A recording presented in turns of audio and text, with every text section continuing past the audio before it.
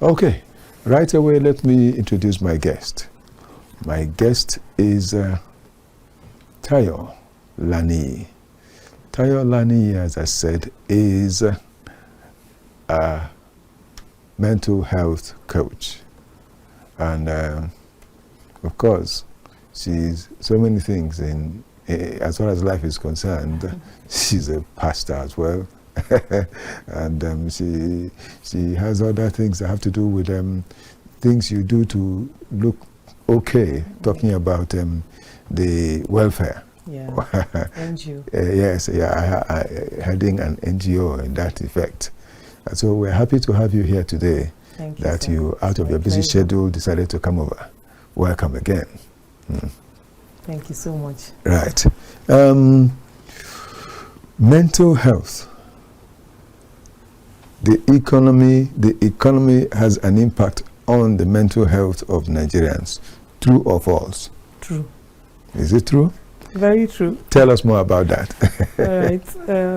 As we all know, that mental health has to do with our overall well-being. So stability, psychologically, physically, mentally, socially, financially, in all aspects, that's our overall well-being. And the economic has so much to play in our mental health, and a lot of people are having a low mental health, challenges, because as a result of the way the economy is playing on individuals' health. And the direct impact has to do with like job security, unemployment, job loss, and financial strain, where it can, when there's no job security, it leads to stress, it leads to anxiety, it leads to depression, suicidal thoughts, and a lot of things. And as we see the economy, a lot is happening. Cannibalism is increasing by the day. There's no security, a lot of kidnaps and everything. People are afraid to even take public transports. You can dress up in the morning, going out, and you come back, you should be grateful to God that you're back, because the security is something else. I heard a story of a lady who, I think they said she went to see her boyfriend, and in the process the boyfriend killed, I think a few weeks back, killed the lady because they had a misunderstanding or something. There are a lot of two sides to the story. We don't know how true it is, because the family said they don't know the boy, the young man, yes. The young man, but some people around the environment said they've been seeing the girl with the boy. But whatever, the major thing is how that beautiful lady was butchered, and all is lack of employment. The employment rate in the country is so poor. A lot of people don't have what to do. Some even have brilliant ideas, but cannot be able to execute those ideas because of lack of finances or lack of resources. And as a result, they tend to pick up anything to, just to make ends meet. Yes. So that's what is happening in the country now. People are afraid. Sometimes you go to buy meat, you don't know what you're buying. You don't know if you are buying human meat or you're buying, because the way they butchered that meat. Yes, like it looked like what they will be selling in the market. Thank you. They said they cut it, that it was neatly cut. I couldn't see the sight of it because I really saw a bit of it. I saw a bit of it. They butchered the meat as if it was real. So if they butchered it, you will be able to identify or differentiate it from normal meat. So there's a lot going on. Are we talking about the financial strain on one's in life? Many employers are even underpaid.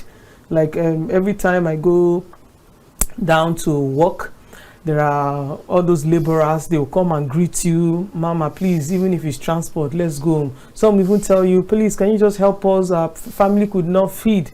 But they are paid. They are working with the government. The salary is so poor that the salary cannot even transportation has increased. The hike of transportation has increased, and they are expected to come to work. There's nothing like allowances for transportation. Is what your take-home pay. You can imagine a cleaner taking a take-home pay of 28,000. Please, what can 28,000 do to a man that has a family? No, it's nothing. not enough. Nothing. It's not enough. So you see most of those men thinking. We've had those that have collapsed at work while they were doing their work. The gardener, he was cutting, trimming the flowers, and in the process, bam, he slumped and he fell, and then with rushing to the hospital, blood pressure, and what are you thinking about? How my family will survive? Yes. The children can't go to school, they are thrown out of school. Many, this year 2025, many parents withdrew their children from private schools and took them to public school. So the public schools are coming back, and the public schools are so crowded. We go for all those advocacy campaigns in public schools, and in a class, you see a class can have up to 5-6 arms, and in each arm you'll be seeing up to 60 to 80 students in a class. In fact, there was one class that was around 20 students. So crowded. How do you want to teach them? Some will be lost in the crowd. And there are some children that are not performing well because they couldn't eat. One of the period that we went for, one of those campaigns in the school, there was one that came to meet me. I was trying to talk to the students on how to, you understand, to speak up, to not allow any kind of bully or any, not involve yourself in any kind of vices or drugs, or the child couldn't hear. So when I said, your mind is not here, what's the problem? He said, Mom, I'm hungry. I'm hungry.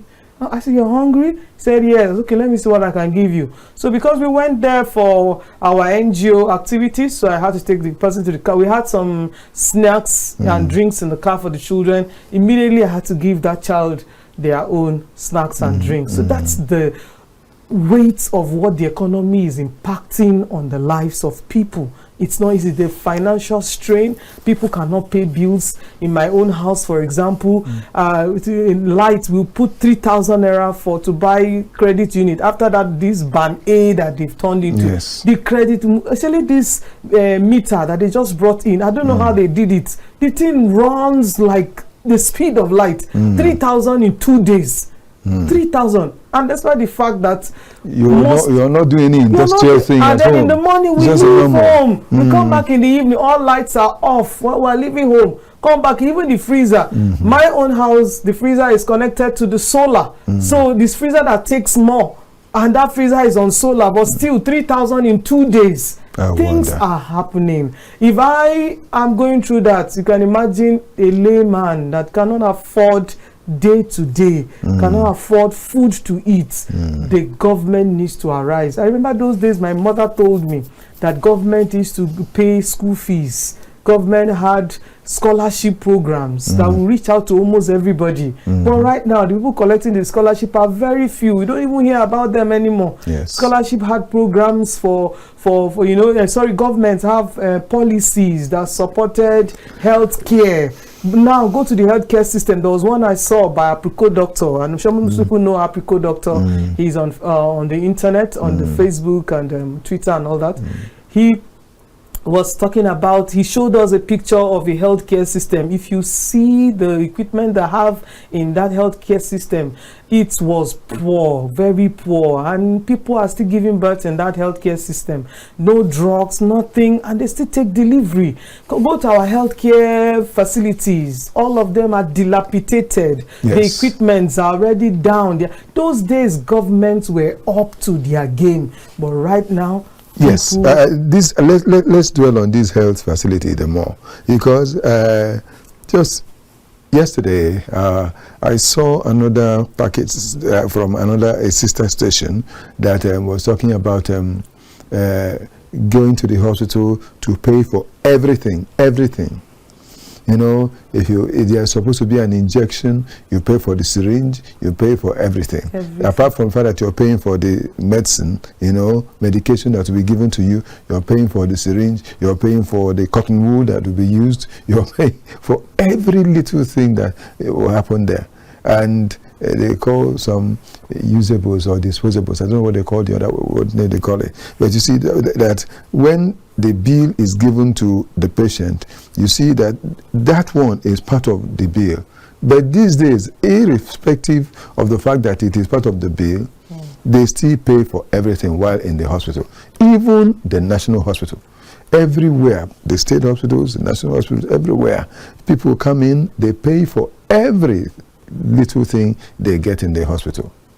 So why wouldn't people get to have more of a mental health problem? Because, I mean, one person that is sick, sickness is enough as a problem. Not talk of when you start also thinking within that same place. And even the person that brought the sick person is also in trouble, because the fellow is thinking, how do I take care of these things? How can I buy all these drugs, and still, after buying the drugs and medicine, we'll also buy these other ones that we shouldn't pay for naturally. Then you've not talked about the food that will be given to the sick person. Definitely, this is enough reason to increase the mental health status of even both the sick and the healthy in the country today. Just as we mentioned about the child in the school and about some workers, it happens that it seems to be on the increase. I hope I'm correct. Yes. It seems to be on the increase as a result of the economic factor. That's why we said the economy, its impact on the mental health. Being on the increase is a painful thing, but that's what we're seeing. But I want to find out from you, what can be done to bring down some of these things that are the stresses and the problems that lead to these mental illnesses? Okay, there are a lot of things to be done. And number one thing is, I don't want to start with the government, I want to start with the individual. Start with yourself. Give yourself rest. Like people will say that problems, no, they finish. Problems will always be there. Give yourself rest, whatever you can afford. Just be contented with it and work with what you can afford. Make sure that you are not sitting down on your issue. Stand up and do whatever you can do to be able to make ends meet.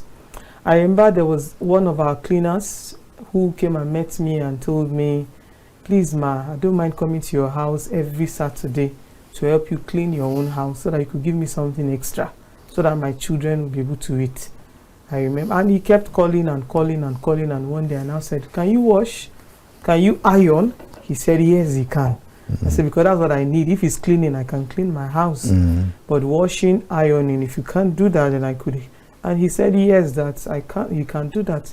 And I put some things together for him. He did it, and I was able to give him something. So just go extra, man. He's able to balance up, and he does that with other people in my place of assignment. So don't relax on your issue. Look out for your passion. Look out for your skills. What do you have in your hand that you can improve on? Improve on those skills, because your 7 to 5 job cannot make you wealthy, cannot make you a billionaire, cannot make you a millionaire.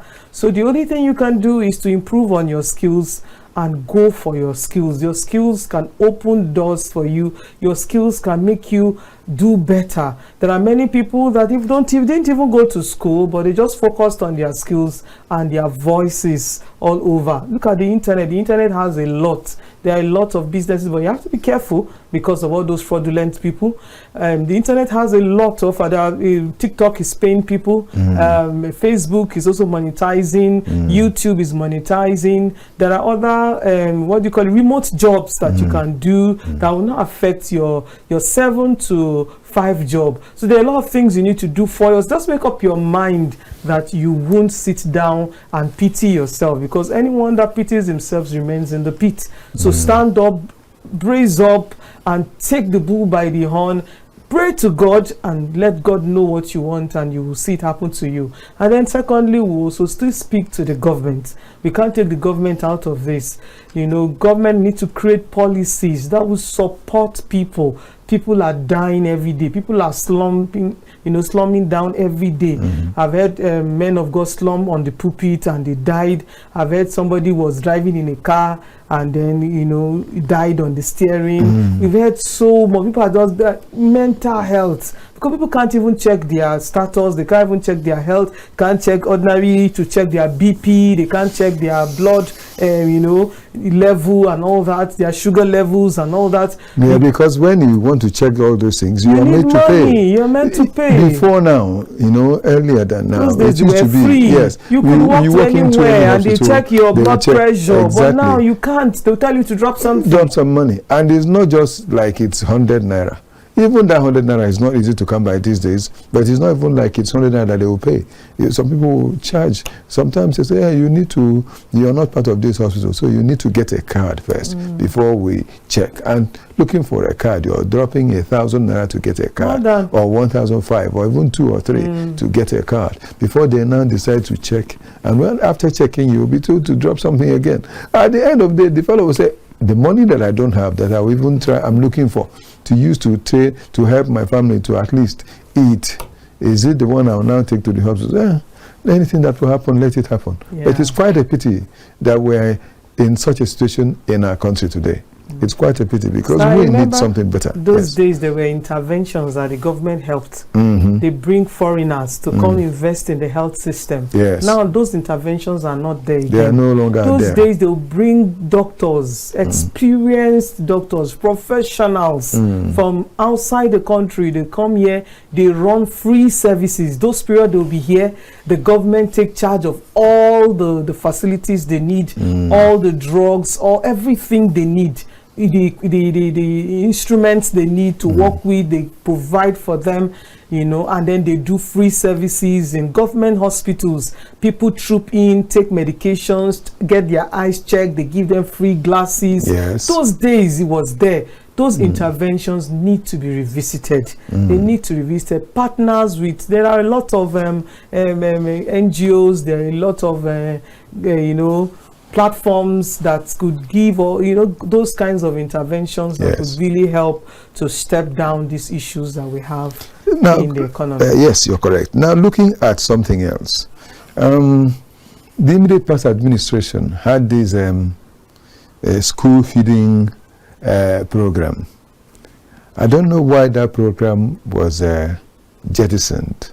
Number one. And number two, I also know anyway that in some areas, some people who were the ones preparing those meals were just being made millionaires and billionaires, because they will prepare for 40 children and say that they prepared for 400 children and all that. And some of them had nobody to even check the quality of the meals they were serving, to these children.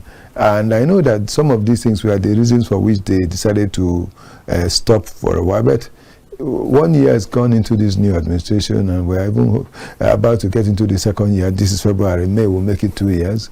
We've not seen anything about this feeding of pupils in schools. And if possible, I want to add, not only pupils this time, even to feed the students, if there is a way the government can do it. This feeding, is it not, because I know you know about nutrition a whole lot, is it not the things that can happen to help these people stay healthy in the first place? And talking about fruits and all that. Yes, those feeding helps us. We need all the balanced diet, the 6 classes of food with protein, carbohydrate, at least.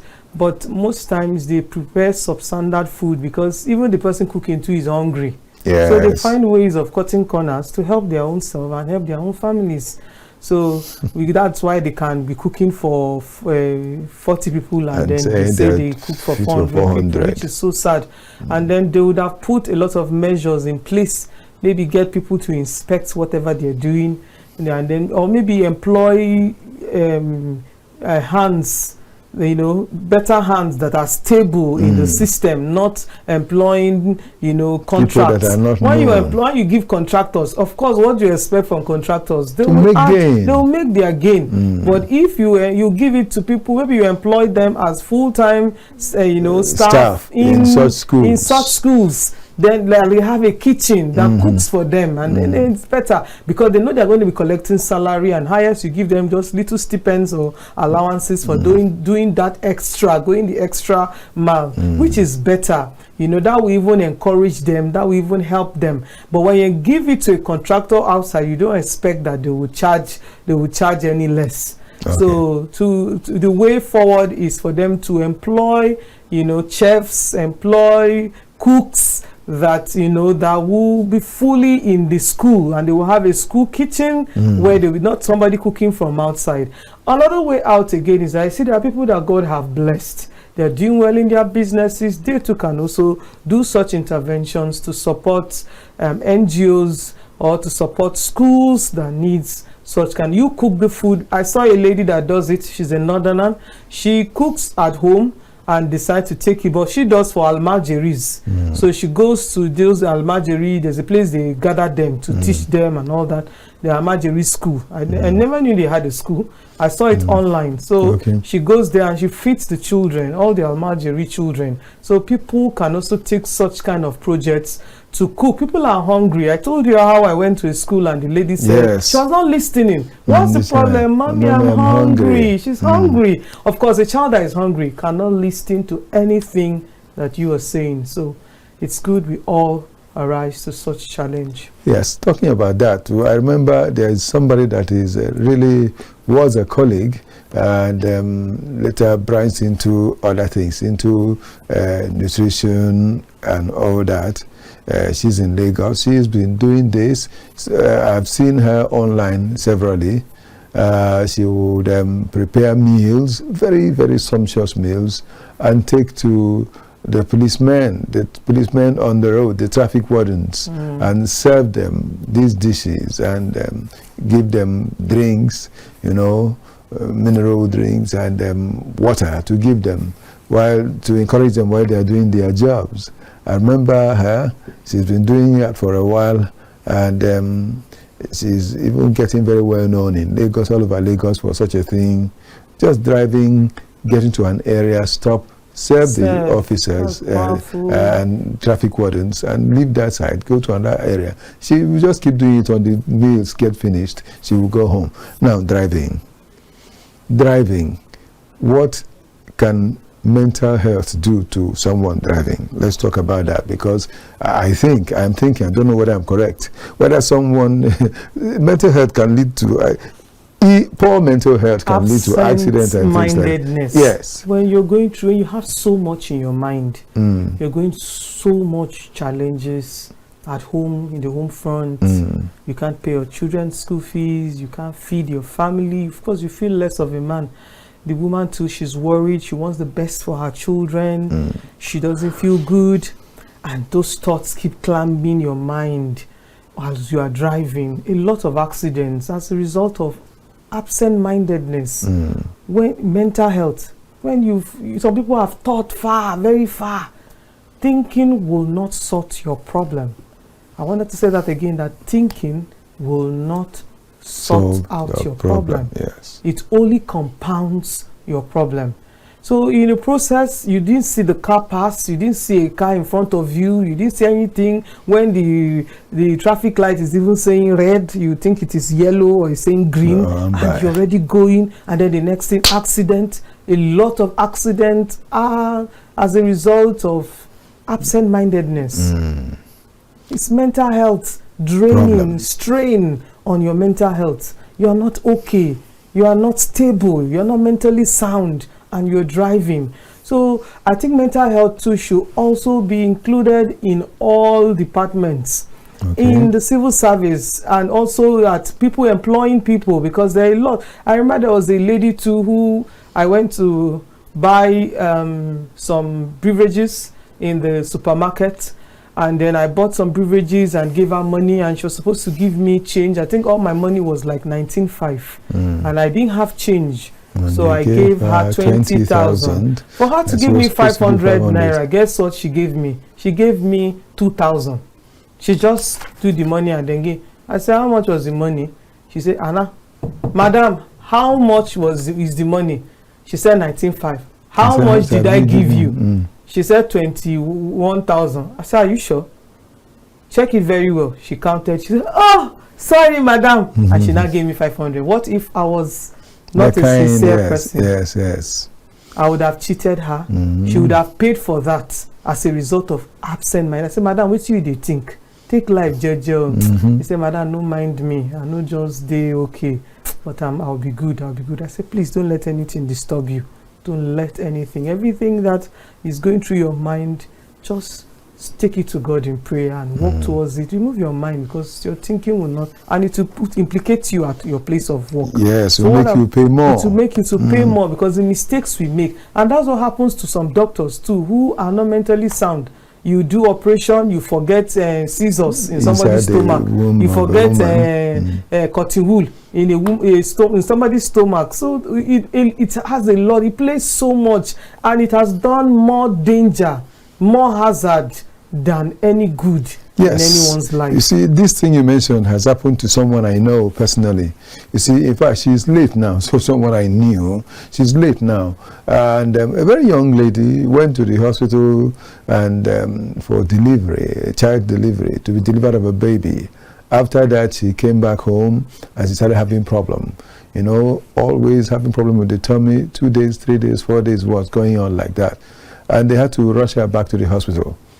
By the time they opened up the womb, they found out that they left certain things that were sharp objects in there, and they were causing her so much harm. You know that by the time they finished bringing it out and stitching her, she died. Yes, sir. A young lady. I think that doctor that killed himself outside the country. Did you see that online? Okay. The doctor killed himself. Yes. And mental things health. Like that. So we need to watch these things as far as our lives are concerned. Look into your life and find out the things that you know could lead to these problems, and try the best you can to avoid them. In fact, I remember a friend, I think he will be on this program soon, and there are certain things he does that are quite good for the health. He is not a medical doctor, but he takes care of, helps people through this kind of mental health something, and additional other system that they will do to help people release themselves of stress. And he says such things will make them live longer and live healthier. And I believe it.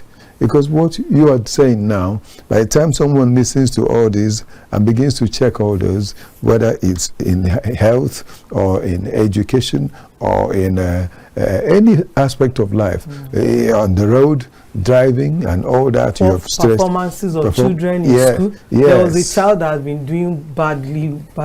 When we asked, he said he's afraid that his father will throw his mother out. That his father is always beating his mother.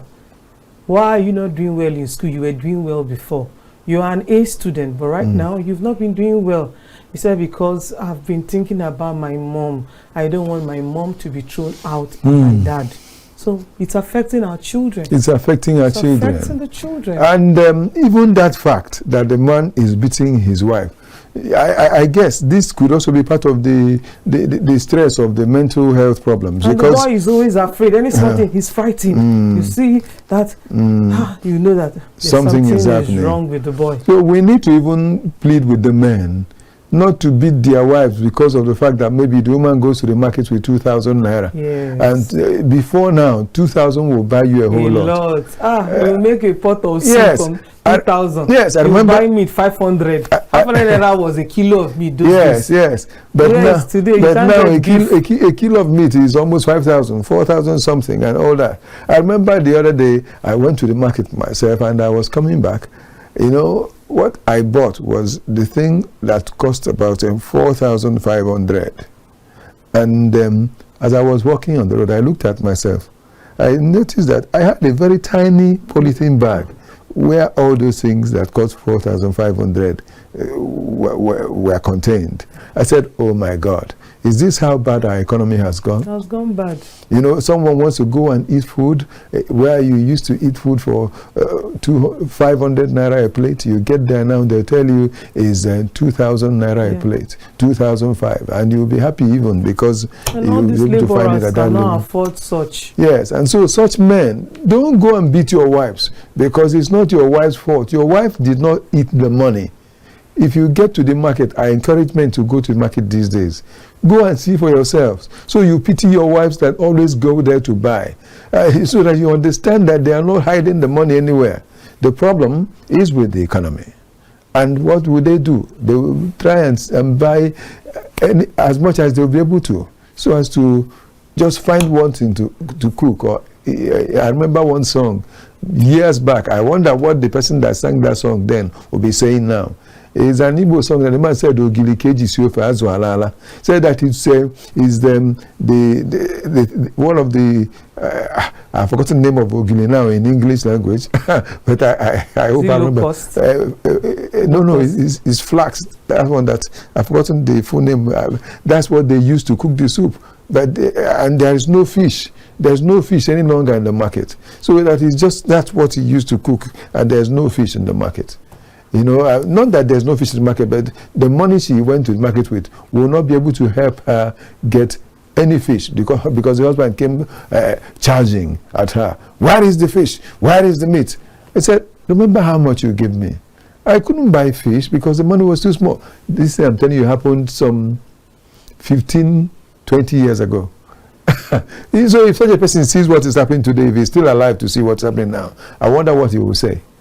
So these are parts of the things we need to do. Please help me. You are the professional. Talk to the men, talk to the women, and even talk to the children. Okay. So these economic issues are here to stay. The economy downturn is here to stay. Things will not get better. Things will keep getting increased. That's the reality. So when you have that reality, you'll be able to walk towards the reality. So now that we know that situations are like this, you need to double up yourself. And as men, you need to be very understanding that whatever that is happening is not your wife's fault. Neither is it your children's fault. It's just for you to plan well with your family. Plan well with your wife. There are men that will not allow their wives to work. Allow her to work so that she can support. And so that both of you can be able to balance up where you cannot meet up your wife. Because I know a man that he's a bricklayer and he's not allowing his wife to work. She doesn't want her to do anything. She should stay at home and take care of the children. And your bricklayer job is not enough to cater for the family. No, and the next thing you are beating the woman because the food is not enough, or she did not leave something tangible for you, or what did she buy? How did she use it? How did it finish? Did you waste it? You don't need all that. Plan. Now it is important that both hands should be on deck. That's the way forward. The man should work, the woman should work. Two of them should bring things together to help and sort out the issues of the family. And a man needs to be very understanding. When you have an understanding spirit, you will not have issues. You'll be able to pull through. And then put your scale of preference in order. What's more important? What's the priority? Take them one after the other. Just do each items as important as they are, and don't kill yourself on things you cannot afford now. Whatever you can afford now, you will afford later. And pray to God. God will always send an angel. And to the women, try and understand with your husband. Understand that all fingers are not equal. So what Mr. A is doing for his wife, Mr. B may not be able to do it for his wife. Stop looking at other people's husband, what other people's husband are doing for them. Look at your own husband and see how you can help and how you can improve situations, and have an understanding spirit. Whenever he has, appreciate God. Whenever he doesn't have, appreciate God. Do what you can do to support your men, and you see the best come out of you. Look out for opportunities for your husbands, for yourself, and do it. And work as a team, because it's team. When you have a team spirit, you win better.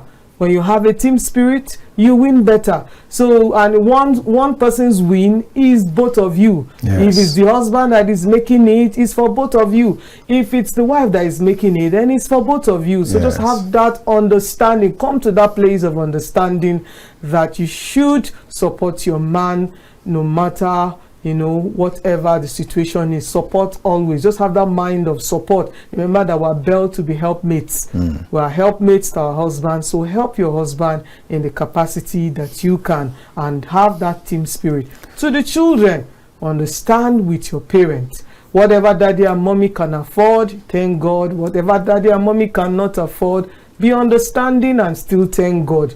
God will send opportunities, and learn to pray for your parent. I used to tell my children, God answers the prayers of children. So pray to God that God bless my daddy, bless my mommy, raise help for them, raise helpers of destiny.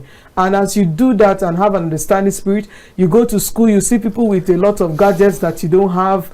Be understanding. Don't go and start putting pressure on your parent to buy what they cannot afford. What they can afford, they give you. Thank God. What they cannot afford, manage yourself. Keep on living. Keep living and keep managing and be happy. As you are happy, things, good things come your way, because God blesses a merry heart. Yes.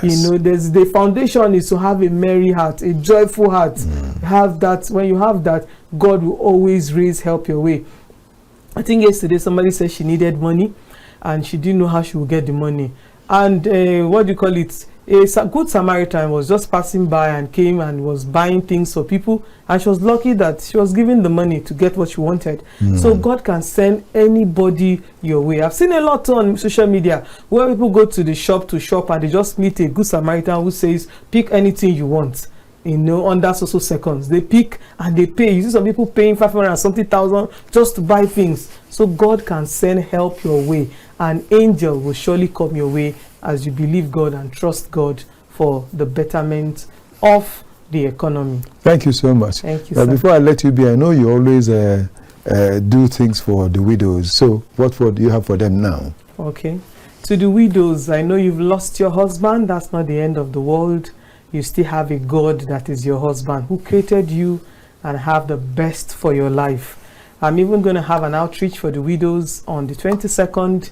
Yes, out, okay, okay. One of the villages. Soon, okay, yes, soon. So all widows, please just relax. God will always send help to you. Just like the way God is sending me as a help to someone, God will send help your way. Be focused, be prayerful, and just be contented with whatever you have. And don't just sit down.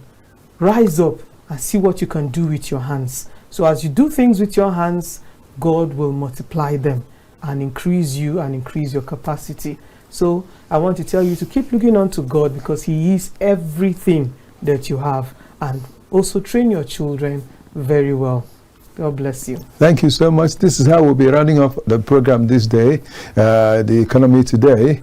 And we have had Tayo Olaniyi, Mommy Tayo, here on the program. And of course, we've discussed the things that have to do with mental health. She is a mental health coach. I believe you enjoyed every bit of our stay with her. We'll pray that you come again, and we thank you so much for being here. Thank you. Let me not forget to also say special thanks to the colleagues of mine, the people that have assisted me get this work done today. Talking about Felix Akinjagola.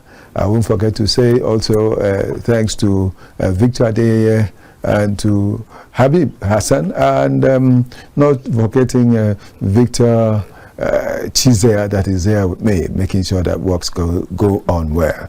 Well, before I take my leave, let me also say thanks to Kayode Bamileri, Okechukwu Onubogu here. May the best happen to us always.